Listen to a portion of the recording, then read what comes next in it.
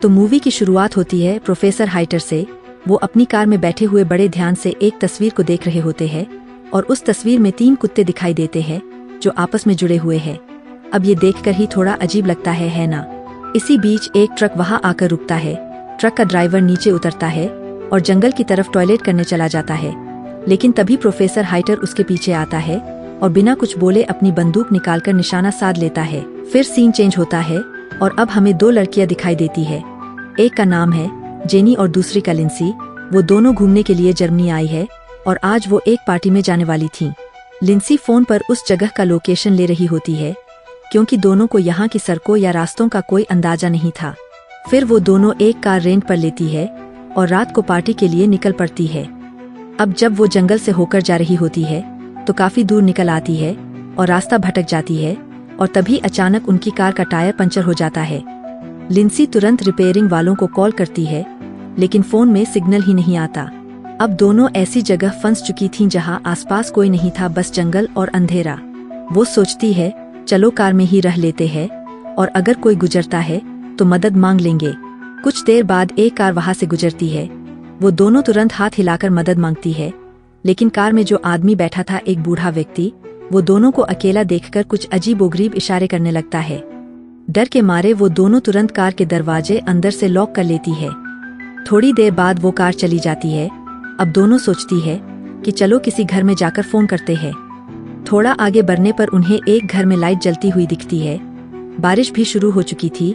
दोनों भीगते हुए उसी घर की ओर बढ़ती है। दरवाजा खटखटाने पर वो दरवाजा खोलता है प्रोफेसर हाइटर। वो दोनों उसे अपनी प्रॉब्लम बताते हैं और प्रोफेसर उन्हें अंदर आने के लिए कह देता है। घर में अजीबोगरीब पेंटिंग्स लटकी थीं, जिन्हें देखकर दोनों के चेहरे पर डर साफ दिखाई देता है। उन्हें जरा भी अंदाजा नहीं था कि अब क्या होने वाला है। अगर आपको कहानी समझ में आ रही है और आप भी जानना चाहते हैं कि आगे क्या होगा तो एक छोटा सा लाइक जरूर कर देना, इससे हौसला मिलता है। तभी प्रोफेसर हाइटर उनसे पूछते हैं कि क्या तुम ट्रैवलर्स हो, जिस पर वो कहती है कि हम न्यूयॉर्क से है और जर्मनी यहाँ पर घूमने के लिए आए हैं। साथ ही वो दोनों प्रोफेसर से कार रिपेयरिंग वालों को कॉल करके बुलाने के लिए कहती है, लेकिन प्रोफेसर उन दोनों की बातें इग्नोर कर देते हैं और फिर से एक सवाल पूछते हैं कि क्या तुम दोनों आपस में रिलेटिव्स हो, जिस पर वो कहती है कि नहीं, हम सिर्फ फ्रेंड्स हैं। तभी प्रोफेसर उठता है और उन दोनों के लिए पानी लेने किचन में जाता है और साथ ही कार रिपेयरिंग वालों को कॉल करने का नाटक भी करता है ताकि उन दोनों को शक न हो। इसी दौरान प्रोफेसर उन दोनों के ग्लास में ड्रग्स मिला देता है और उन्हें पीने के लिए देता है। तब लिंसी वो सारा पानी पी जाती है, लेकिन जेनी से वो ग्लास नीचे गिर जाता है, जिसे देखकर प्रोफेसर उस पर चिल्लाने लगता है और पानी को साफ करने के लिए टॉवल लेने बेसमेंट में जाता है। बेसमेंट में जाकर वो एक इंजेक्शन को भरने लगता है। फिर दूसरी तरफ लिंसी धीरे धीरे बेहोश होने लगती है क्योंकि ड्रग्स अपना असर दिखा रहा था। तभी जेनी फिर से प्रोफेसर को कॉल करने के लिए कहती है, लेकिन प्रोफेसर उसको इनकार कर देता है और फौरन वही इंजेक्शन जेनी की गर्दन में लगाकर उसे भी बेहोश कर देता है। उसके बाद जब जेनी और लिंसी को होश आता है तो वो दोनों खुद को प्रोफेसर की लैब में बंधा हुआ पाती है और उनके अलावा वहाँ पर एक आदमी भी बंधा हुआ होता है जो उसी ट्रक का ड्राइवर था। तभी वहाँ पर प्रोफेसर हाइटर आता है और ट्रक ड्राइवर से कहता है कि तुम मैच नहीं हो, इसीलिए तुम्हारे मरने का टाइम आ गया है। इतना कहकर वो पॉइजन वाला इंजेक्शन उसके शरीर में इंजेक्ट कर देता है और देखते ही देखते उसकी वही मौत हो जाती है। उसके बाद प्रोफेसर उसकी डेड बॉडी को अपने गार्डन में दफना देता है। फिर हम देखते हैं कि प्रोफेसर एक और आदमी को बेहोश करके अपने लैब में लाता है और उन दोनों के बगल के बेड में लिटा देता है। उसके बाद प्रोफेसर एक कोट पहनकर उन तीनों के सामने आता है और खुद को इंट्रोड्यूस करते हुए बताता है कि वो प्रोफेसर हाइटर है, जो एक सर्जन डॉक्टर था और उसका एक अजीबोगरीब प्रोफेशन था, जानदार चीजों को आपस में जोड़ना। और हाल ही में उसने 3 कुत्तों को ऑपरेशन के जरिए एक दूसरे के पीछे जोड़ दिया था और अब वो साइको प्रोफेसर वही खतरनाक ऑपरेशन उन तीनों के ऊपर करना चाहता था क्योंकि उनके स्किन टिश्यूज आपस में मैच कर रहे थे।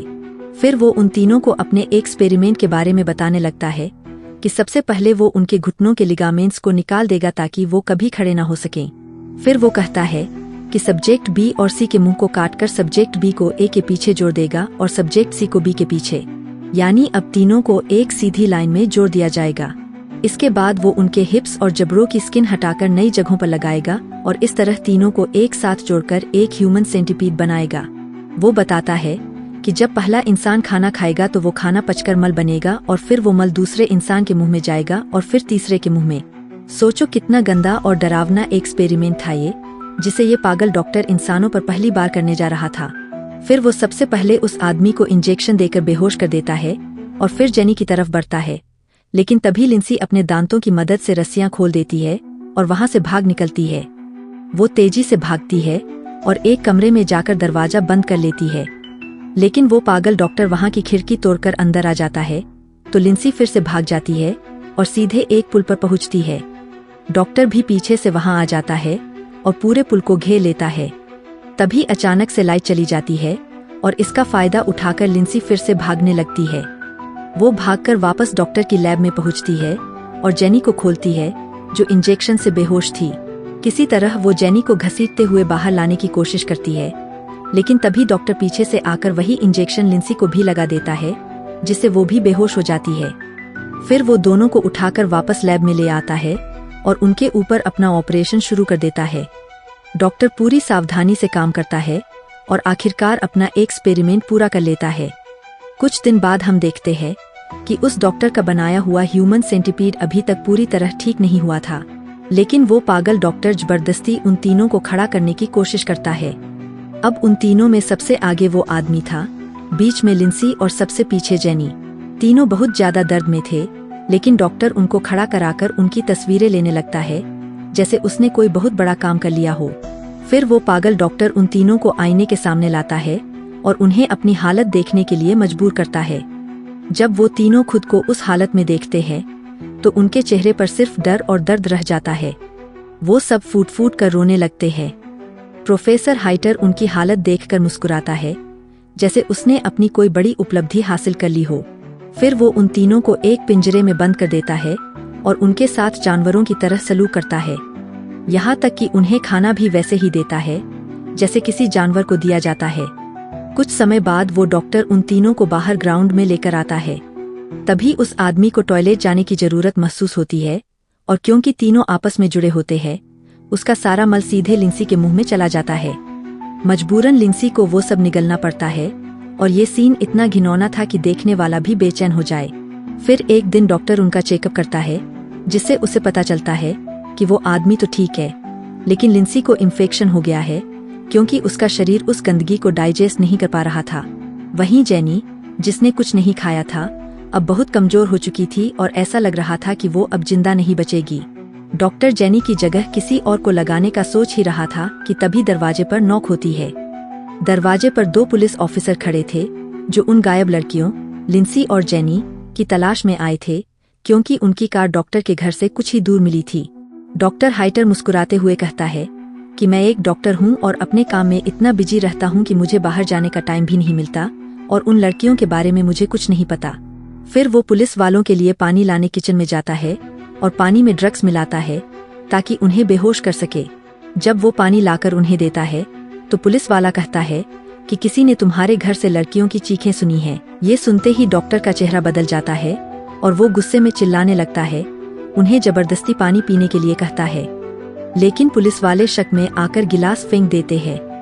फिर डॉक्टर टॉवल का बहाना बनाकर बेसमेंट में जाता है और बेहोशी वाला इंजेक्शन उठाता है ताकि उन्हें काबू कर सके, लेकिन इस बार वो पुलिस वालों के सामने ही फंस जाता है। वो झट से अपनी सफाई में कहता है कि आप लोग बिना वारंट के किसी पर इल्जाम नहीं लगा सकते, और ये सुनकर पुलिस वाले वारंट लेने के लिए चले जाते हैं। जैसे ही वो जाते हैं, डॉक्टर तुरंत अपने लैब में भागता है, लेकिन जब वो अंदर पहुंचता है तो देखता है कि उसका बनाया हुआ ह्यूमन सेंटिपीड हिलने की कोशिश कर रहा है।